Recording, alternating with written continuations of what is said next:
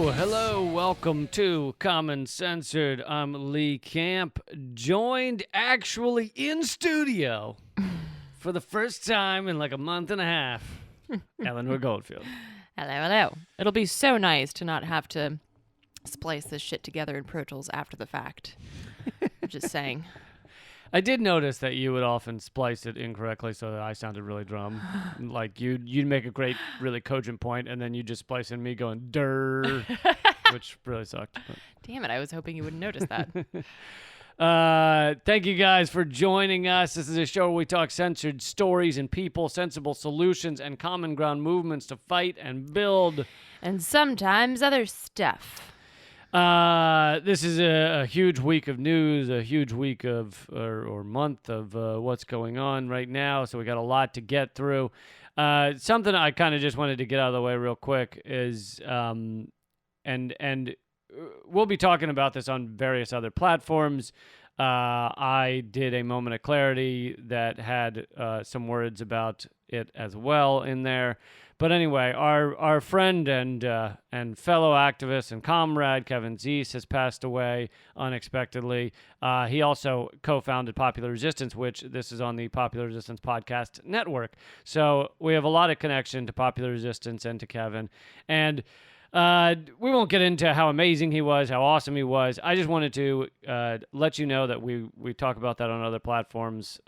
It's tough to keep digging it up and digging at the wounds over and over again. But I wanted to let everybody know that Kevin Zeese's online vigil, which I'm told everybody is invited to, is September 19th at 3 p.m. Eastern at the following web address. So if you want to write this down, if you'd like to attend, it's bit.ly/Kevin Zeese. There's a capital K and capital Z, but I don't think that matters. But in case it does, capital K, capital Z, Kevin Zeese, bit.ly/Kevin Zeese. And anyway, I'm sure that will be wonderful with a lot of wonderful people there, and we will save most of what we're going to say for that. Did I get everything? Yeah, I'm remaining quiet because if I don't, I'll just start quietly sobbing into the microphone, and no one needs to hear that. Well, it doesn't make for the best radio. No. But it's understandable. But yeah, and we also we'll be talking a little about it on our live stream this coming Sunday, so less than a week from now. We will be doing a live stream at youtube.com/momentofclarity. And yeah, there's a lot to be said, but we will save most of it for later. But please do join us 8 p.m. Eastern on Sunday. I don't know the date, but it's this coming Sunday. And we'll be over at youtube.com/momentofclarity. And it's our first live stream in a while. I think 13th, so September 13th. Please do join us over there. Yes, indeed. Okay, so jumping into something that is only barely less traumatic, Julian Assange's trial. I wanted to give some updates on that. His extradition trial has begun. It started with one of the biggest ongoing slights to justice, ongoing attacks against justice. Basically, you probably heard that the U.S. added a bunch of new superseding indictments. So they had already had something like 17 or 18 indictments against Julian Assange for the Espionage Act, which is ridiculous because no journalist has ever been charged with the Espionage Act under the Espionage Act. On top of that, this is a not an American, not in America. So it's completely, utterly horseshit ridiculous. And I think the U.S. government started to realize that. They started to realize that even with the UK government and this clown UK judge falling all over themselves to make sure Julian Assange gets extradited, they still realize they might lose this. And so they now have added these superseding indictments that include things like pressuring someone to hack an Icelandic bank and helping Edward Snowden avoid capture. First of all, the charges like the Icelandic bank and things like that, come from FBI informants, come from these FBI trolls that the FBI put up to basically go befriend Julian Assange and see if you can get stuff on him. So they're completely not trustworthy. And then the Snowden thing is it illegal to help someone avoid capture when they have yet to be charged with anything? It's completely horseshit on all levels. But anyway, that aside, what happened at the beginning of this trial was Julian's representatives, his defense attorneys, went in there and said, we need to get rid of, excise this superseding indictment. It's ridiculous. It's been tacked on. Never before can we find a precedent for tacking on 2 weeks before a trial a superseding indictment like this. It's ridiculous. And they hope the judge would say, you're right, this isn't normal. We'll get rid of the superseding indictment. And if they want to indict him on those things, they can do that later. But instead, the judge said, nah, let's keep it all on there. So then Assange's attorneys were like, well, as much as it hurts us to do this because it keeps Assange in jail for another 6 months in prison, we want to put this off till January because we have not had time to prepare for these other charges, or they're not charges actually, which is part of how like other news sources are getting it wrong. We have not had time to prepare for these other indictments, and so therefore we need time to prepare, which we don't want to do this because it keeps Assange in jail for many more months. And the judge was like, nah, you didn't have time to prepare. I don't care. She's like, you should have spent your 2 weeks getting ready to prepare. And then the defense said, we can hardly speak to our client. We've had a few phone calls with him, and the phone calls are piecemeal and short, and we're trying to explain in-depth documents, long legalese documents to him, and it's just impossible. And the judge is like, nah, don't care. And the aggressive attack on any form of open criminal justice open justice system is just crazy. Like, they're also forbidding the current editor of WikiLeaks, which technically it's his organization under attack right now, from being in that courtroom. They've put him in a separate screening room where he can't even see the screen. So it's not really a screening room, is it? Yeah, not much of a screen. I don't think you understand the term screening room. Anyway, this is kind of the abbreviated list of the egregious attacks on justice that are going on in this trial.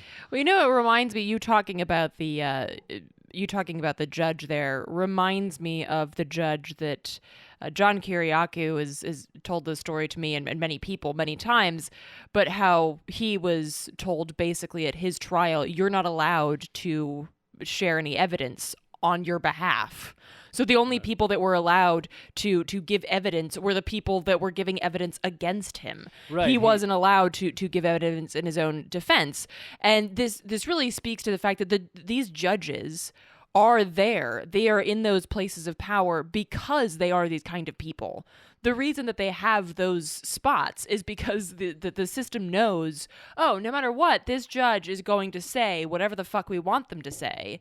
And so it's really it's like a foregone conclusion. Like, whatever the state thinks, these judges in those particular courts will say whatever the state wants. Yeah, that's a great point. And it's not an accident that this woman has gotten to this spot. Like, and the UK government knows that. The US government knows that. They didn't like go into this courtroom thinking, I hope we get a good judge. Right. Like, they knew this is the person who deals with these type of issues, and she is in that spot for a reason, because she has proven to fawn over, bend over, just give up to whatever the government wants at any stage. And you speak of Kiriakou, who, he was the CIA whistleblower, and they put forward, he and his defense said, here are 70, I think it was 70, or anyway, it was dozens. Maybe 70 might be wrong, but dozens of witnesses that we want to testify that John Kiriakou is not a spy. He's not trying to harm the U.S. And and she said no to all of them, that would be the same judge that Assange would get if he were extradited here. It would be that same woman who allowed no evidence to defend Keriakou. Well, and I think the point that you made earlier when we were talking before we recorded is a good one, that they're dropping the espionage charges for right now because they realize they can't really go after them, but they could easily just bring them up if and when Assange is extradited to the United States and be like, just kidding, actually yes to espionage. Right. Yeah, I don't know if I guess dropping is not the term. I think they're focusing on the superseding indictments, but so I don't think they've dropped the espionage. But you're absolutely right. They would bring those back into play so that they could imprison him for 175 years or whatever it is, as opposed to 2 years for helping Snowden evade capture or something. I was going to say, with the espionage thing, here's how this is working. So one of the first witnesses was this journalism professor, I can't remember which university, a U.S. university, who testified on behalf of Assange, saying leaking or reporting on classified information is done on nearly a weekly basis in journalism. It's kind of endless in terms of getting information from anonymous sources, deep background, revealing things that the government has not outwardly said, yes, you can report on this, is standard journalism practice on every level. And so this guy comes in here to say this, and then the government's response to this witness is to say to him, are you aware that none of the indictments against Assange have to do with leaking classified information? Because they've basically tried to say that. They've tried to say, no, it's because he helped. He helped. Even the earlier indictments, which they're now avoiding, are like, no, it's because he helped Manning get the information. They're not saying it's for revealing the information. And so they're trying to play this fucking ridiculous game where they're like, we're not mad at him. We don't want to charge him because he revealed the war crimes of the American Empire. That's not it. That's not it. We want to get him because he told someone to hack an Icelandic bank. Yeah, right. And to watch anybody who can consider themselves a judge or a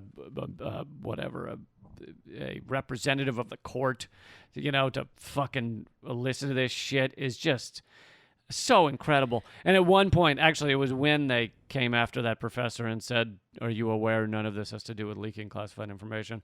Assange apparently yelled horse shit or bullshit or something. And the judge said, you do that one more time and I won't allow you back in this courtroom or something. And just to be clear, he's already in like a fucking plastic cage or whatever it is. I haven't yet verified whether he's still in the plastic box. Oh, I thought I know he was. I know he was the last time they had him in court, but it's possible I don't know whether he is or not. I haven't heard talk of the plastic box this time around, but needless to say, the last time they had him in court, they had him in a fucking plastic box where he couldn't even, talk to his lawyers. He couldn't, hear what was going on. Right, yeah. It was like Hannibal Lecter. I know. It's remarkable. But he very well may still be in the box. I don't know. How about some good news, Lee? Let's move on to good news. Let's move on to successes against police departments based on protests. I mean, I can guarantee you neither of the things we're about to tell you would have happened without protest, large scale, small scale, across the country.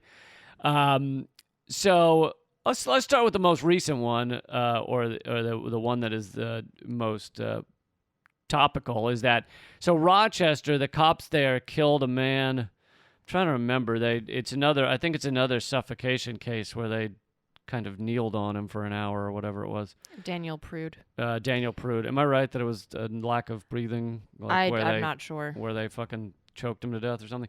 Anyway, so they killed this man. It's on video. It's very obvious. And so there's been massive protests in Rochester, and they're ongoing. They very well could be going tonight as well.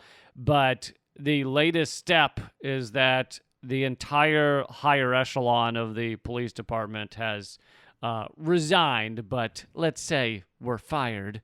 They, forced to resign, I'm sure.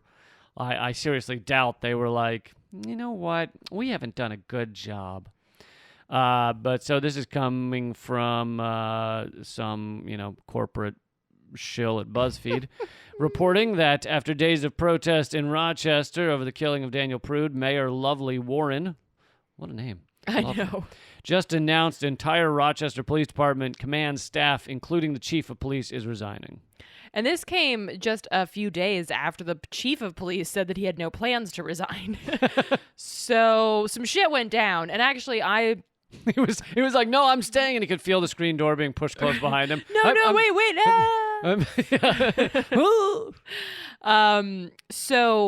So basically, I've seen some amazing footage from Rochester where activists, the one video that I saw, activists were practicing with shields, creating kind of.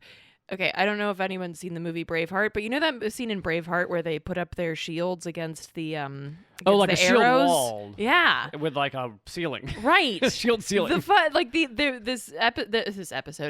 video that I saw of the protesters, they were doing that with like shields that said like ACAB and like Awesome. defund the police and shit. It was amazing.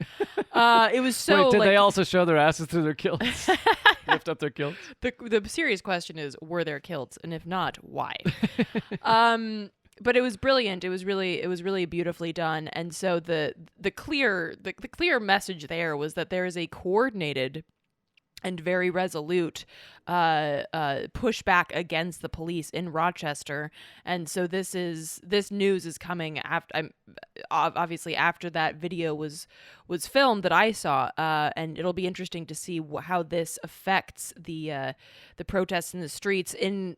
In response to a reporter's question as to who was going to police the protests, the mayor said, "I don't know." So this is interesting. That's kind of cool because it basically means that the protesters now, at this point, do not have to go up against the brutality of the police. Of course, this could be very terrifying if the mayor then decides, oh, now would be a good time to like call in the National Guard or something like that.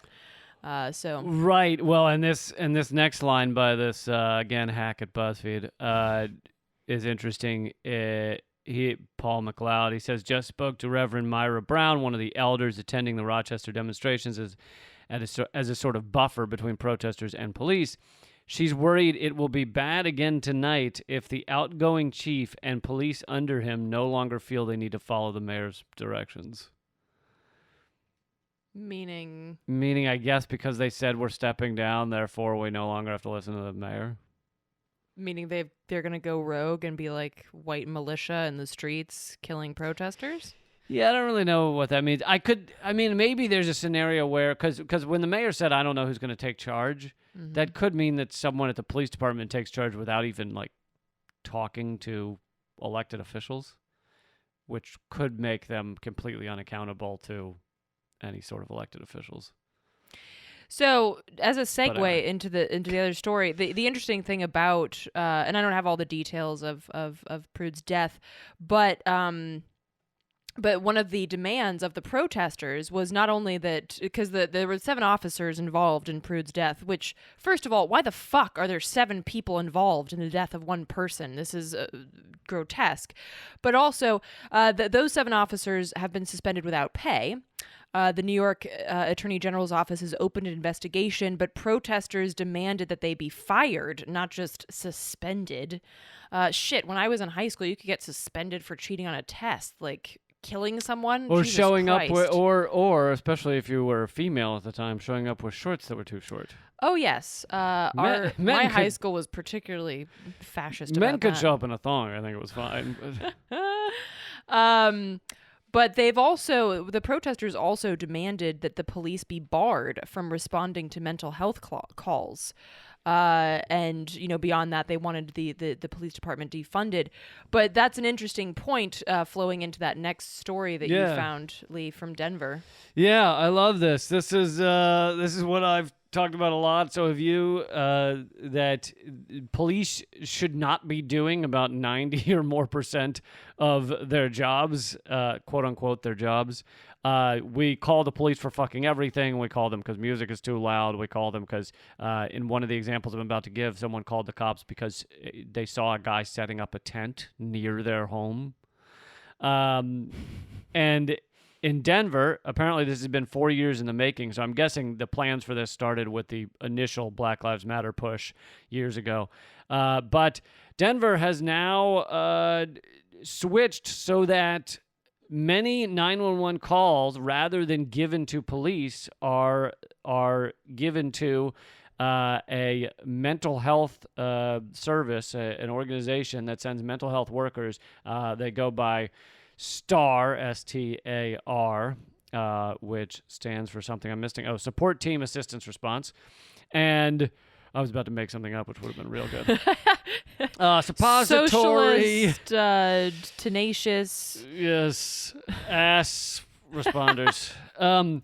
So STAR, mental health professionals show up for things, and they give some of the examples. They've already shown up since they started in June. They've already gone to several hundred calls. I think they said 350 calls so far. Now, of course, this is a tiny percentage of the thousands of calls that 911 gets for, everything from someone saying they don't know where they are, can they get directions, to other things like someone setting up a tent.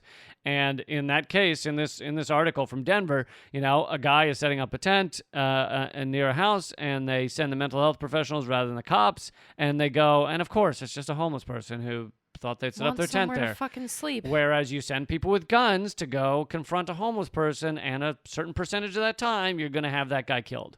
Well, there's also... Or arrested where his life's destroyed. So there's also, the other side of this is that if you see somebody close to your home setting up a tent, what you should do, if you're not a fucking sociopath, you should walk out with, maybe some food, maybe a pillow and a blanket or something, and say, hey, I'm really sorry that this is the situation, but I'd like to help. Here's some whatever the fuck. You don't fucking call the police. Are you out of your you don't even call. You don't. You fucking just be a human being, for fuck's sake. Jesus Christ. I'm sorry. No, I love it. Normally I'm the one that short circuits. I like to see you short circuit sometimes. I just don't get it. I don't fucking understand. People think the police are their daddies and their mommies. But even if you did, daddy, why there's would a strange man But there. why would you call Daddy. your mommy or your daddy if there's a fucking person who wants to sleep? Fuck. No. I mean, look, I agree with you. I'm going off the sad infantile mental response that a lot of people have, which is, daddy, mommy, that's a scary person out there. I don't know who they are or what they're doing, so I'm going to call daddy and mommy to come deal with it. Daddy and mommy show up with guns and shoot the guy. That's incredibly fucked up, but in our social engineering, we're taught that that's the way to deal with a lot of things, and especially in white suburban America is probably where it's worst. You're taught, that the cops are your best friends, and they always do good, and you've never really met someone who's had an incident with the cops where they just treated someone like shit, and so you think the cops are your wonderful protectors. Well, and of course, I'm going off on a tangent here, but sorry. It just shifted the whole table. That's how angry I am. I'm about to flip the fucking table. No, wait, I'm on the other side. Don't do that. The base problem here is the grotesque othering. It's not just the othering in the sense that you are a different person. It's the othering as you're not even fucking human. And a big problem here is that people don't recognize the humanity of unhoused people or even poor people in general. I think one of the things that as a young, well, I guess I was a kid. I was 19, and I was riding the bus in LA, and I'm a philosophy nerd, so I was sitting there reading a book by Nietzsche, and this guy who was clearly homeless. And I say that because I'd seen him around. I didn't just think that he dressed shitty, because a lot of people in LA dress shitty. So he started talking to me about it, and it turns out that he had been a philosophy professor, and they had gotten rid of him because, fuck old professors, I guess. And he didn't have anything, he was in his 50s, and he was I don't have anywhere to go. They've succeeded in making pushing fewer students into taking things like philosophy. So there's a much smaller number of jobs. Instead, they're all taking business classes. But the point being is that this was probably one of the first times in my life that I had ever had like a longer conversation with a homeless person. I'd like said hi to homeless folks and stuff, and I was brought up to treat everyone like a fucking human being. But this was the first time. Fucking Swedish hippies. This was the first time that I had like a longer conversation with a homeless person, and was like, it was the first time I guess I really recognized that everyone is so close to being homeless. And it didn't hurt that I had already been homeless in my life, but I like that everybody is, especially in the United States where there's no fucking safety net. Yeah. You are one disaster, you're one cancer diagnosis away from being fucking homeless. 42% of all new cancer patients lose their entire life savings. Right. So in 2 years. This sort of grotesque othering that suggests that you would even need to call police or really any armed people to deal with a person who is just trying to look for a place to sleep or find food or whatever is fucking grotesque. And yeah, I just needed to say that. I agree. No, that was a severe tangent. I apologize. You and I have given these rants not that I don't mean you gave that rant, but I mean given the rants on the idea before that calling the cops for all these reasons is fucking idiotic and awful, and this is one step in the right direction. So in Denver, they are now not sending cops, not sending people with guns with very little mental health training. Both dealing with mental health problems and dealing with their own mental health problems, which cops have a lot of. They now are not sending cops to all those calls. Another example they gave was a woman who was in the middle of like downtown or something, and she was sitting on a curbside just sobbing, and probably looked disheveled as well. And someone called the cops. Because they think they didn't call the cops. I can guarantee you this person did not call the cops as in get this sobbing person out of my way. They called the cops because they have this view of the cops as the helpers of society. And so in their mind, you call the cops and the cops come and they go, oh my God, there's a distressed woman here. We will help.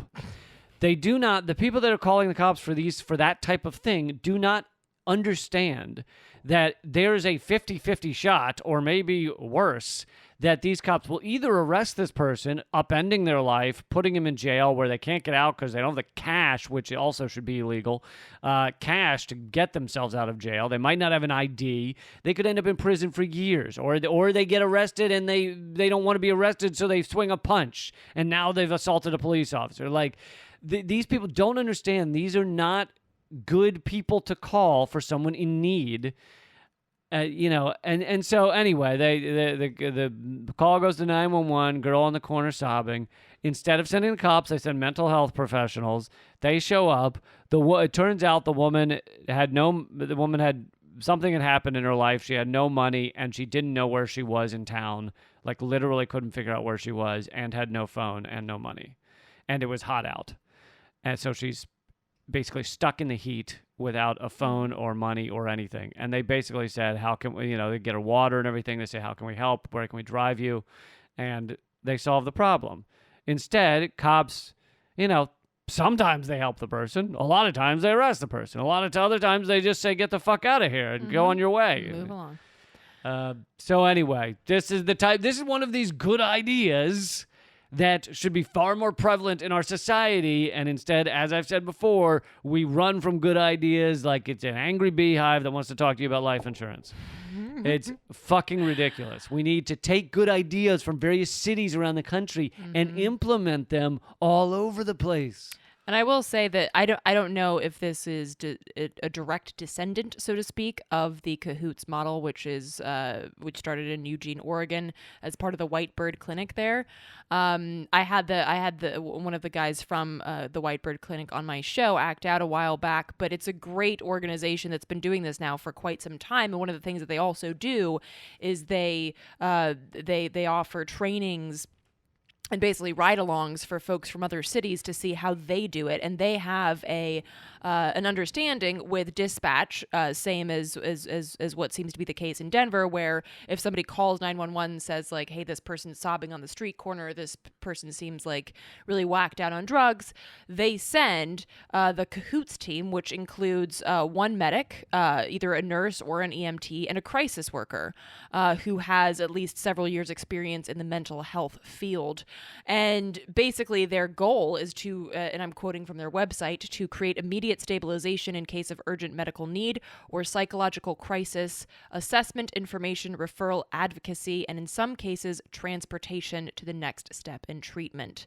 So this is basically like the ideal alternative to calling the police. And actually, just earlier in August, Senator Ron Wyden, who I've battled before, but apparently has some non-shitty ideas, announced plans to introduce a bill in the U.S. Senate aimed at bringing the Cahoots response model, mental health services, to cities and towns across the nation through increased Medicaid funding. So that would be exactly what you mentioned, Lee, that this good idea would then spread across the country. And to be clear, I am a abolitionist in terms of police, but in terms of, the steps towards making that a reality, this is a huge step. And actually, when I spoke to the guy at Cahoots, he said that the police were very thought of this favorably because it meant that they weren't called for these situations because they have no empathy, so they're not interested in dealing with those kind of situations. No. That's no fun to them. And so this was actually this is a great way of and here again, what better way to defund the police than basically cut in half or more the amount of situations that they're called for. That means that you don't need as many police. It means that you don't need as many hours for those police. Right. So really what you're creating is a proactive way of defunding the police and at the same time making space for mental health professionals and medical professionals to pick up that slack. And one point of this conversation, which you and I touched on before we started taping, was I hope we have a strong enough and smart enough society that can break their social engineering enough so that when, and it is inevitable, it may take 2 years, it may take 4 years, depending on how many calls these mental health professionals go on, eventually one of them will get seriously injured or killed in dealing with someone with mental health issues. And the question is, will the society, in this case it's Denver, but let's say any city, realize that, yeah, that's a risk just like driving is a risk. You drive a bunch and there's a chance you're going to end up in an accident and die. That doesn't mean we've outlawed driving. And so it will happen eventually. And does that mean that city is going to say, see, we told you it should only be people with guns dealing with all this stuff? And instead, they need a lot of very bold, smart people saying, no, this is unfortunately a very small risk. These people have dealt with thousands of calls, and this happened once. It's a very small risk, but it's worth taking so that the cops aren't arresting and killing thousands. That needs to be the discussion that is had if and when that bad thing happens. We need to be able to face it and say, that's okay. This is still a positive idea. This is still the way of the future. Well, and I think it's worth noting that I don't know exactly how long Cahoots has been going, but at least 20 years, they have never had any of their workers die in any of their calls. That's great. So I think, and this is part of, and I'm not saying that you're wrong. I think that, the law of averages suggests that at some point, yes, that will happen. But I think that it's also worth noting that folks with mental health problems are much more likely to self-harm than to do harm to others. That's just statistics. And this this idea that people with mental health are always on the lookout to hurt people is No, I wasn't no, saying I know that. that's not what you're saying, but I think it just bears, Right. mentioning, because I think that's also a problem that when people encounter people with mental health problems, they get scared because they're like, "Oh my God, my life is in danger." When in reality, it's usually the opposite, that this person with mental health problems who's having like an episode or something is more likely to be a risk to themselves Yeah. than to others. Of course, Yeah. that's not always the case, but overwhelmingly that is the case. No, that's and that's why I'm saying I think this would be an incredibly rare instance, but it could happen. Just Right. like for a while, occasionally postal workers would get killed, and we didn't say, well, clearly the answer is to end postal work. Well, apparently some people did, because Well, that's okay. what's That's what's happening now. Yeah, that's what. Wouldn't that but be that's great? not the reason. I actually would love that. Would actually make a lot more sense if Trump came forward and was like, "Look, we need to get rid of the post office because a lot of people get shot there." Like, I'd be like, "All right, fine, you fucking maniac." Anyway, we brought you some good news. A quick note here. Let's see. Eleanor's movie is at hardroadofhope.com. Please go check it out. It's won a lot of awards, and you can watch it there. Also, if you feel like you've gotten any even $1 of content out of this show, please go to patreon.com/commoncensored. We have no ads for anything other than our own stuff. So, we're not sponsored by anybody. Please keep the show going. My comedy special is free at leecampamerican.com. You can watch it tonight, have a good evening at the movies, so to speak. And also, you can get all of Eleanor's work at artkillingapathy.com, writing, video, all of it is there. Her podcast is Act Out as well, called Act Out. And you can email us topics and ideas at commoncensored@protonmail.com. We'll try to answer your questions if you send them there. And lastly, my book is now 20% off if you go to leecampbook.com and use the coupon code, the initials of the title, BPAPL. Now 20% off. So you get the paperback for I don't know what it is, $12 or $15 or something. No, I think it's more closer to 12. Anyway, grab the book. Do it. Let's move on. So, today we're recording this on Wednesday, September 9th. Today is the second day in the scholar strike. If you might have come across it if you were scrolling on the Twitter. Hashtag scholar strike. It was organized by Dr. Anthea Butler, a religious studies and Africana studies professor at the University of Pennsylvania, and Kevin Gannon, a history professor at Grandview University in Iowa. And this was kind of in response to the athlete strike that happened earlier. It's a 2-day strike, basically following quote unquote Labor Day. I have a thing with it. Never mind. It's not important. It's not fucking Labor Day. Labor Day is May Day. I'm sorry, but this is some bullshit. It's made up to amputate people from the radical history of the labor rights movement. That's it. I'm done. I think they've heard you say this before. They know. Okay, thank you. So this was And Arbor Day's not really about trees. I'm having these very, very extreme tangential outbursts today. I'm not really sure why. Maybe it was that green tea that I just drank. Okay, anyway. Maybe it's the jet lag. Who knows? So Maybe it's Maybelline. It's definitely not that. So this is a 2-day strike that is basically Tuesday, September 8th and Wednesday, September 9th, highlighting issues of social justice and systemic racism.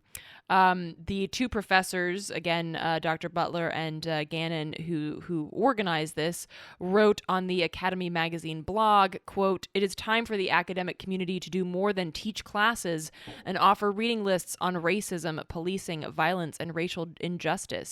It is time for us to pause the endless meetings on diversity and inclusion, disrupt our institutions' routines, look outward to the American public, and share our dismay, disgust, and resolve." And thousands of teachers from around the nation, even places like Harvard, community colleges, even divinity schools, have sat out from teaching and administrative duties in order to instead participate in public teach-ins and or organize or take part in online events. So this is really, really awesome that this is happening, because the ability of teachers and professors to really talk about this in a transformative way with their students is really powerful. And if you check out my Twitter at activist Eleanor, I highlighted this as well. There was this rad professor, Maricel Lebrun, who had a thread about the history of policing as it relates to systemic racism and also the class struggle vis-a-vis strikes and whatnot. And she also talks about the power of teachers in sharing this grossly revised and sanitized history. So you can see that thread. I retweeted it on my Twitter at activist Eleanor. But it's a really powerful moment because and Forbes even wrote about this and asked the question, oh, is this just a one-off, or is it a harbinger of more turbulence, quote unquote, to come? And the guy wrote, the social unrest being witnessed on America's streets will both influence and be influenced by what goes on within the walls of our nation's universities. And that is so true, and it really highlights the importance of not only access to education, because a lot of folks don't have access to university education, and only have access to very shitty public school education. But it also speaks to the importance of having educational conversations and educational resources outside of those walls, so that, for instance, there's a lot of like Zoom meetings being held by professors that are professors at places like Harvard, but you can sign up even if you're not a student at Harvard and get some insight into, hey, like the racist history of policing, or systemic racism. Does Harvard cover that? Well, that's the thing. It's like these are professors that are a part of this hashtag scholar strike that are kind of widening their classrooms to include the entire country and beyond for these 2 days to specifically address systemic racism and injustice in that paradigm. Yeah, this is beautiful. 2 notes. One is I didn't read the whole Forbes article, but even if it was, essentially positive in its coverage, I do love the propaganda of, or is there more turbulence coming? Right. Like, would you call, growth pains turbulence? Oh, I'm getting taller. Wow, that sounds turbulent. Or would you call, the pains of giving birth turbulence? Mm-hmm. Like, instead, this is a very positive step towards positive growth. Instead of being called turbulence, it should be called like progress. It should be called, just positive. Is there more positivity to come? Right. But this is turbulence in the face of a unfettered capitalist corporatist world that seeks kind of calm, peaceful profit and exploitation. Mm-hmm. Like, if you get in the way of that type of thing, you are causing turbulence to the exploitative systems. You are making it a bumpy road for their ongoing extraction of the, they're extracting people's lives, they're extracting their resources, they're extracting their money, they're extracting their well-being, and you're making it bumpy. So don't do that. Bumpy. Well, and that's the thing too. It really highlights the role of the activist scholar or the activist teacher. It's one thing to stand there and talk about racism and be like, oh, this is racist and da da da da da. It's another thing to actually then act on that information. That is a threat to the status quo, which is, terrifying to the powers that be, that they're places of learning, they're hallowed halls and sports as well. Right. They're hallowed halls of, white supremacist support for the United States as an institution is under threat when those teachers, when those professors stand up and say, you know what, I'm not just going to talk about how racism is something that America has grappled with. I'm going to talk about how this is, I'm going to remove myself from the classroom and highlight the ongoing issues with this grotesque racism that is deeply rooted in the system. Holy shit, that's terrifying. And what, as Cornel West said recently at the Movement for a People's Party, he said, this is the beautiful pushback. It's the pushback against the exploitation, against the empire. The beautiful pushback. And it I love your rendition. It absolutely is. And something else that should be mentioned is part of the reason the universities and education system have ended up in this point is because of the Trilateral Commission and the I believe the Powell Memo also discussed it, where this is not an accident that our university has ended up in a far more supportive to empire, supportive to capitalist exploitation place. They ended up there by design. Now it took decades, and it's not 100%. This is a sliding scale, shades of gray to get to this place. But those documents in the Trilateral Commission, which said there was a crisis of democracy, too many people are getting involved in the democratic systems, one of the most important steps they said was to take back the universities. The educational systems that are in place in our country are educating people in a progressive, humanitarian kind of bent.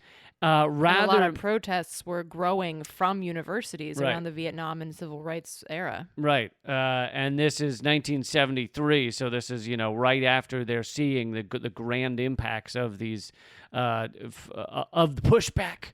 And so they said that we need to take back these universities, and we can do it by slowly forcing out the professors that are more leftist, that are more inclined towards social justice, and telling workers that they have a right to get together and organize and fight back.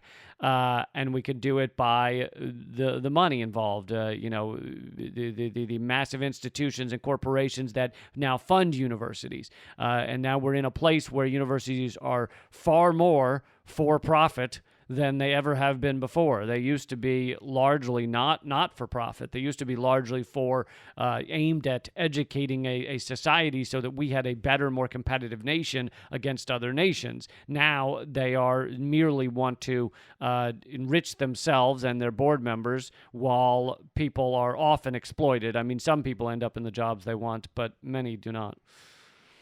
Yeah. So yeah. Good for them for organizing the pushback. Yeah, and you can follow that. You really like the word pushback, don't you? Well, I was going off of Cornel West, Dr. West. But he likes. He's very good with that, and I need to get better at it. He's very good with the repetition in his speech. Yeah. There's the pushback, and he says it 3 times in a row. Well, it's that kind of like that sermon-y kind of thing that he's got going there. Right. But what was I going to say? Oh, you can follow, again, if you're listening to this, well, even if you're listening to this after Wednesday the 9th, you can follow what went down or what is expected to continue by looking up the hashtag Scholar Strike on Twitter. And you can also follow I'm not sure if Gannon is there, but Anthea Butler, Dr. Anthea Butler is on Twitter, so you can follow her. Yeah. Cool. So, one thing that I wanted to bring up, this was actually suggested by my mama. Well, she sent me this article, and I was like, ooh, I like this. So this article talks about the issue of reparations, which some folks might be familiar with. It's the idea that reparations be paid to Black folks because of slavery, and so the writer here, who is Michael Harriot, he basically makes the point that reparations is not just about slavery. So he says basically that, there are predictable, shitty arguments against reparations for slavery, like, oh, slavery was so long ago, not everyone owns slaves. I didn't do it. Right. I didn't do it. I didn't do it. And, well, that was back then. This is now. What do you do for Black folks who aren't the descendants of slaves? Yada yada yada. So basically, the argument here is that slavery really should be considered a tiny sliver of the argument for reparations, and really what we should be looking at is the theft what Harriot calls the Great White Theft. And he starts with an example from a town in South Carolina where black kids had to literally almost like take their lives in their hands. They had to cross like flooded riverbeds and things like that to get to school, while white folks were picked up in nice school buses. And this is the latter part of the 40s, 1948, and bused to nice schools where they learned nice things, and then they went on to nice universities, and yet So basically he uses South Carolina as an example here. So they go to South Carolina had 7 white-only colleges and 1 black college. South Carolina taxpayers paid, which obviously includes black folks, paid for 7 whites-only colleges. South Carolina taxpayers paid for 0 black colleges because South Carolina State University was a land-grant college, which meant that it was founded with federal money after the Civil War. Now, here's the other point. The majority of South Carolina taxpayers were black. Mm-hmm. So this basically means that every black taxpayer in South Carolina was paying for younger white kids to have access to those school buses while their kids were walking 10 miles or trying to cross flooded plains or riverbeds where some of them drowned and died. And every white person in South Carolina was benefiting from that stolen property. So in a way, the labor of the black folks in that state was still being exploited and stolen to support white society. In a way, it's still a form of slavery. Exactly. And then, of course, he outlines redlining, which basically is the idea that, basically what happened was after the New Deal, the HOLC created color-coded residential security maps of 239 cities. And these maps highlighted neighborhoods that were good investments versus neighborhoods that were shitty investments. And the risky neighborhoods were highlighted in red, hence the name redlining. And that was, it included every one of the 239 cities' black neighborhoods, every single one. And this meant that those neighborhoods did not get any investments. So basically, black folks could not take part in this surge of home ownership. And still today, homes in neighborhoods where the population is majority black are valued on average $48,000 less than homes in white neighborhoods. And the result is a $156 billion cumulative loss in black-owned property values, even when the white neighborhoods have the same amenities, crime rates, and resources as black neighborhoods. And circling back to the education issue, 36% of education funding comes from property taxes. So if your property is valued as shitty, then you are not going to get as much education funding from it.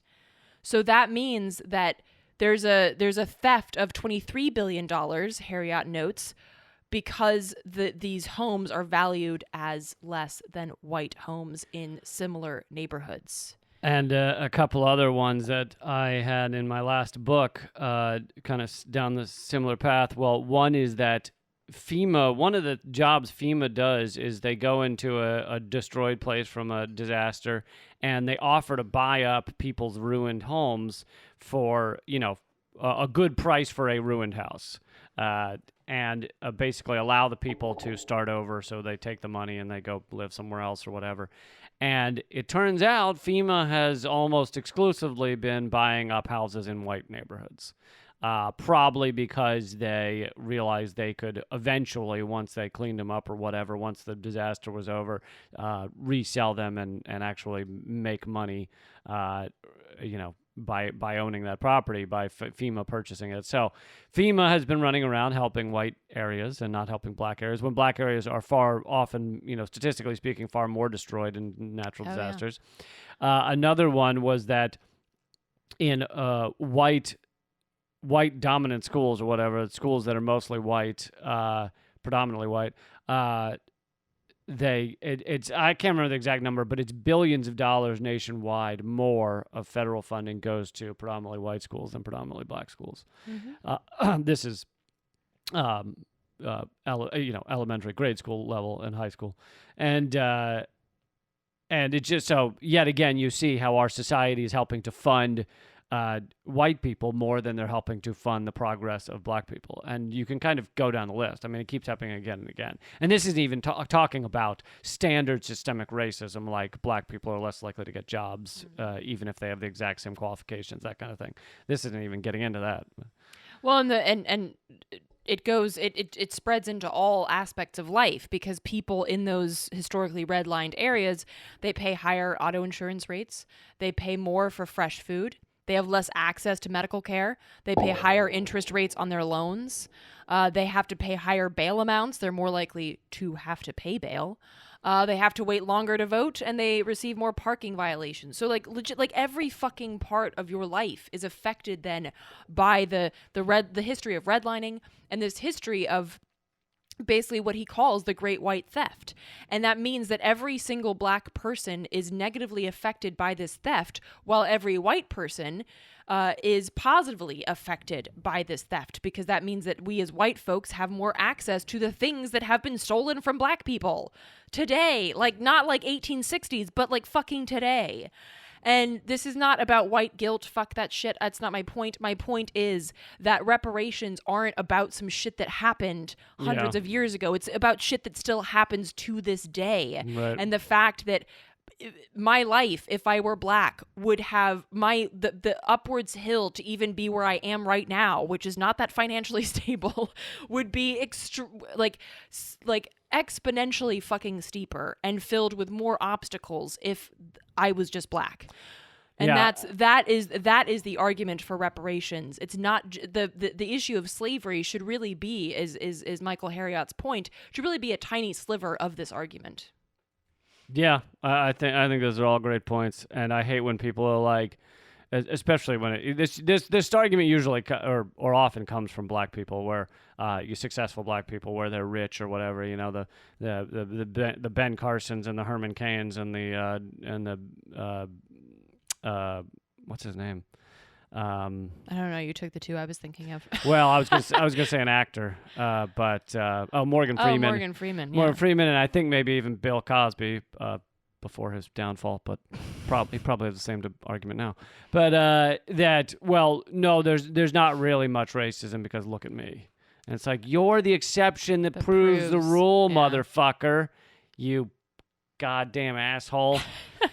Okay, so in these last 4 minutes, because I think this is obviously a big story, and we only touch on it here and there. We only touch on, COVID-19 and the pandemic here and there, because it is so aggressively covered everywhere else that it's not like you need to come to us for the redacted angle. I've covered before how on Redacted Tonight how there are generic drugs. There's a generic drug cocktail that has proven far more effective in treating COVID-19 than the ones that are mainly being pushed, because there's not money in generic drugs. They don't make these, these big pharmas making billions upon billions of dollars on whatever treatments they can put forward to help deal with COVID-19, and they're not going to make that money if they come out and say, hey, this generic drug cocktail has proven pretty effective in helping people. So anyway, if you know someone with it, definitely look that up.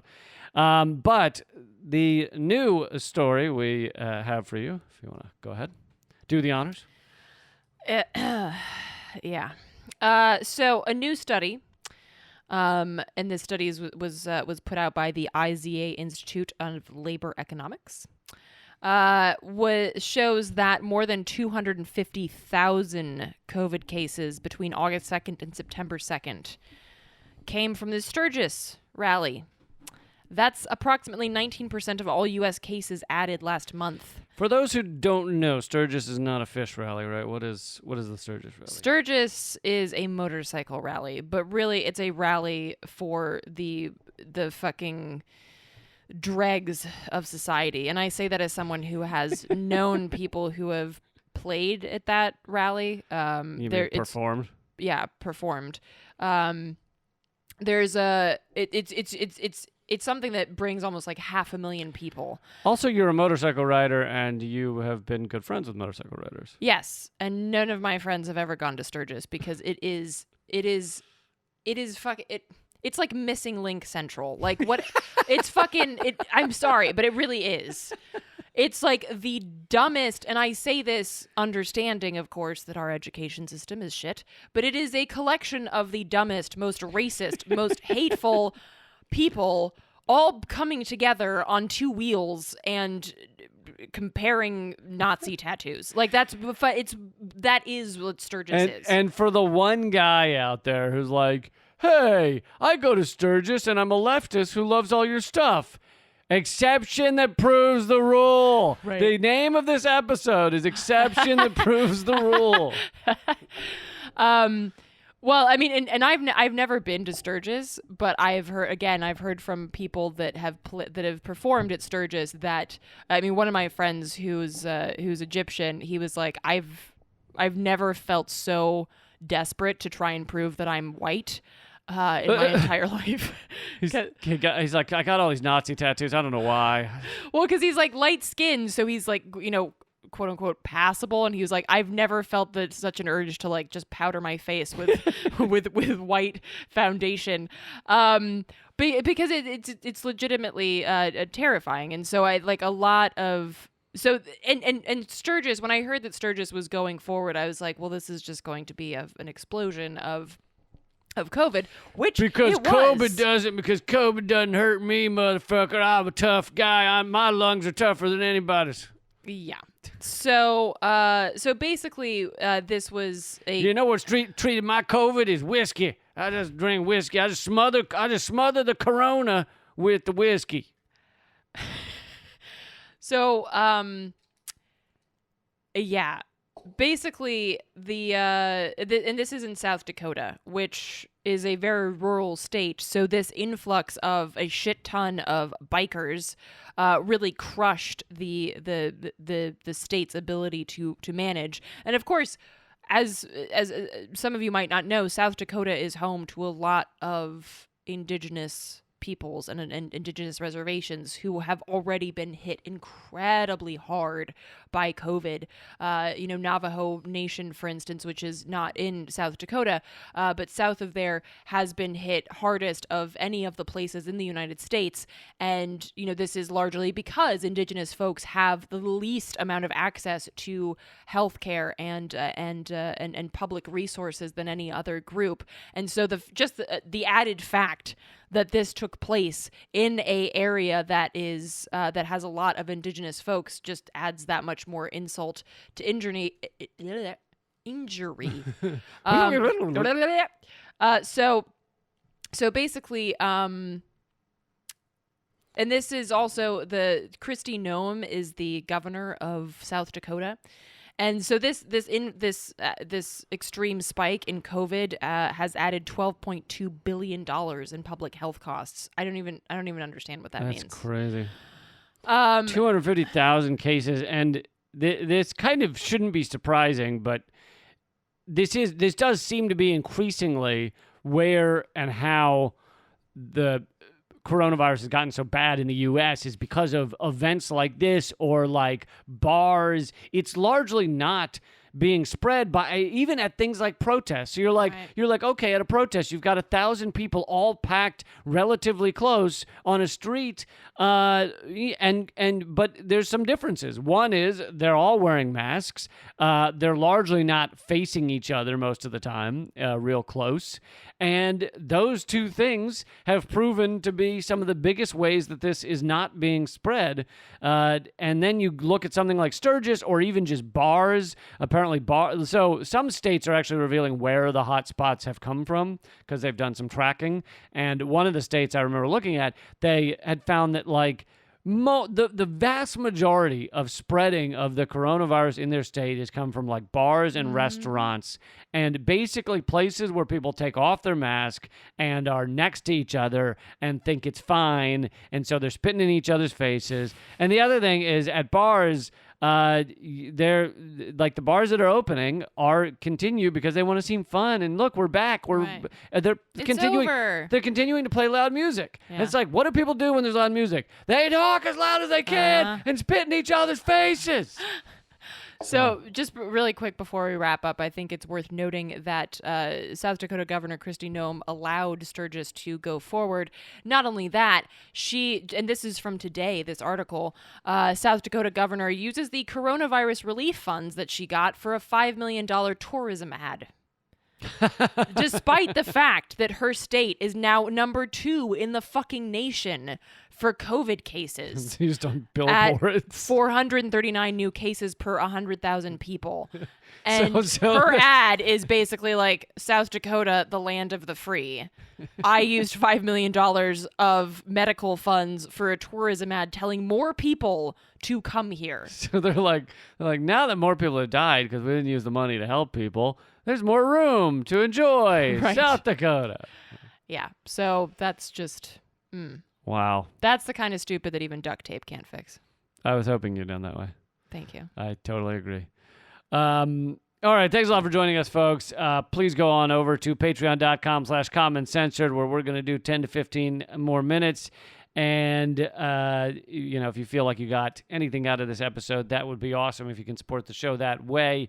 Also, the online vigil for Kevin Zeese, one of the founders of Popular Resistance, and that is just one of so many things he accomplished. That is September 19th at 3 p.m. Eastern, so that's noon Pacific, and it's at bit.ly, bit.ly/Kevin Zeese, and capital K, capital Z. I'm not sure if that matters, but do it anyway. All right. Hope to see you there, and we will also be doing a live stream, so on video this coming Sunday. I believe it's 8 p.m. Is it 8 p.m. Eastern. 8 p.m. Eastern at youtube.com/momentofclarity. And come hang out with us there. Indeed. Until next time. Keep fighting. Act out.